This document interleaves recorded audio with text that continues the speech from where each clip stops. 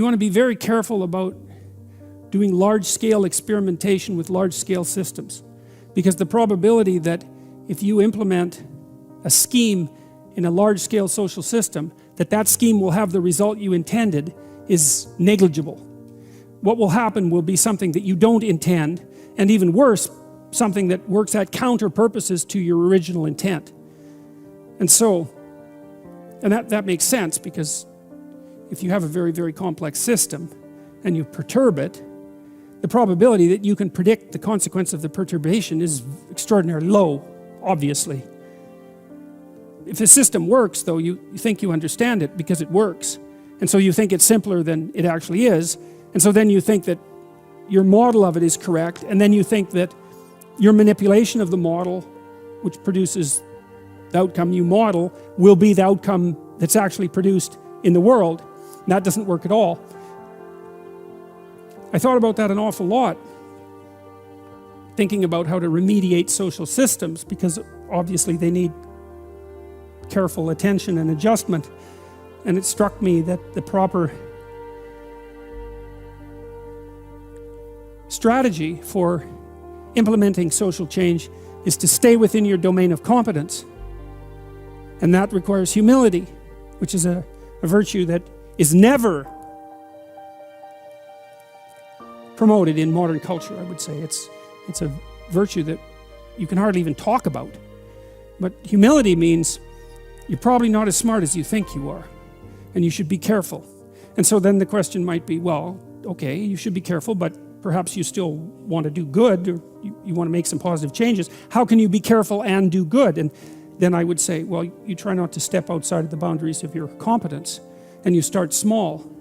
And you start with things that you actually could adjust, that you actually do understand, that you actually could fix. I mentioned to you at one point that one of the things Carl Jung said was that modern men don't see God because they don't look low enough.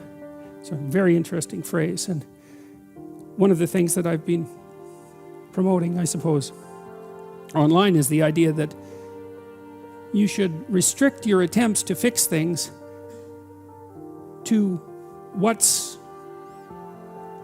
at hand. So there's probably things about you that you could fix, right? Things that you know that aren't right. Not anyone else's opinion, your own opinion, that aren't right. You can fix them. Maybe there's some things that you could adjust in your family. Well, that gets hard. You have to have your act together a lot before you can start to adjust your family, because things can kick back on you really hard. And you think, well, it's hard to put yourself together. It's really hard to put your family together. Why the hell do you think you can put the world together? Right? Because obviously the world is more complicated than you and your family. And so if you're stymied in your attempts even to set your own house in order, which of course you are, then you would think that what that would do would be to make you very, very leery about announcing your broad-scale plans for social revolution. Well, it's a peculiar thing, because that isn't how it works, because people are much more likely to announce their plans for broad-scale social revolution than they are to try to set themselves straight or to set their family straight. And I think the reason for that is that as soon as they try to set themselves straight or their families, the system immediately kicks back at them, right? Instantly. Whereas if they announce their plans for large-scale social revolution, the lag between the announcement and the kickback is so long that they don't recognize that there's any error there. And so, you can get away with being wrong if nothing falls on you for a while. And it's also an incitement to hubris, because you can announce your plans for large-scale social revolution and stand back and you don't get hit by lightning, and you think, well, I might be right, even though you're not. You're seriously not right. I might be right, and then you think, well, how wonderful is that, especially if you could do it without any real effort. And I really do think, fundamentally, I believe that that's what universities teach students now. That's what they teach them to do. I really believe that. And I think it's absolutely appalling. And I think it's horribly dangerous, because it's not that easy to fix things, especially if you're not committed to it. And I think if you're committed, because what you try to do is you try to straighten out your own life first. And that's enough. Like I think it's a statement in the New Testament that it's more difficult to rule yourself than to rule a city. And that's not a metaphor. It's like all of you who've made announcements to yourself about changing your diet and going to the gym every January know perfectly well how difficult it is to regulate your own impulses and to bring yourself under the control of some, what would you say, well-structured and ethical, attentive structure of values. It's extraordinarily difficult, and so people don't do it, and instead they wander off, and I think they create towers of Babel.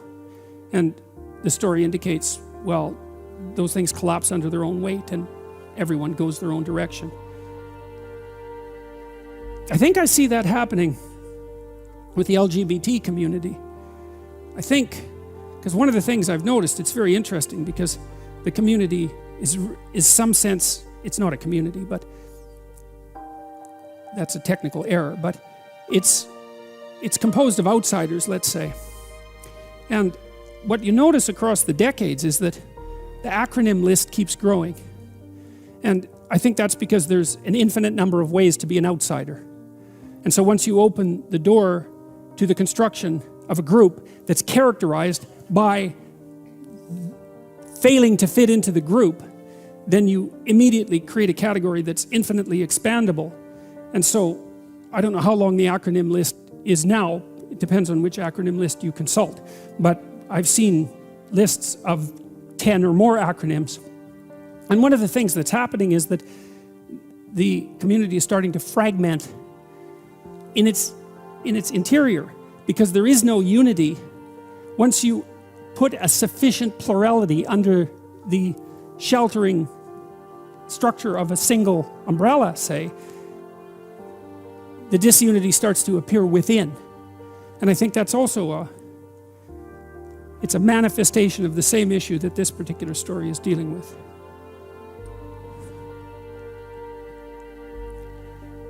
So that ends, I would say, the most archaic stories in the Bible.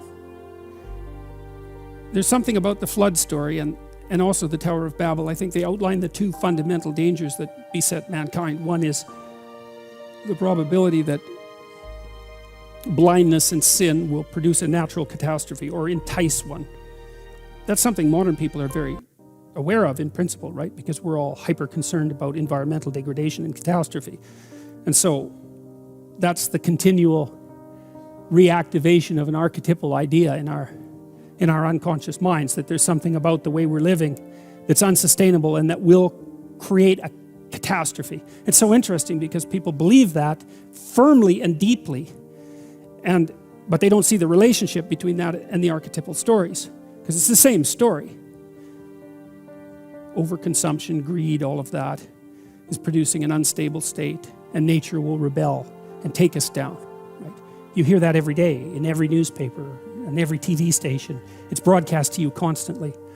And so that idea is presented in Genesis in the story of Noah. And then the other warning that exists in the stories, one is beware of natural catastrophe that's produced as a consequence of blindness and greed, we'll say. The other is beware of social structures that overreach, because they'll also produce fragmentation and disintegration. And so it's quite remarkable, I think, that at the close of the story of the Tower of Babel, we've got both of the permanent existential dangers that present themselves to humanity already identified.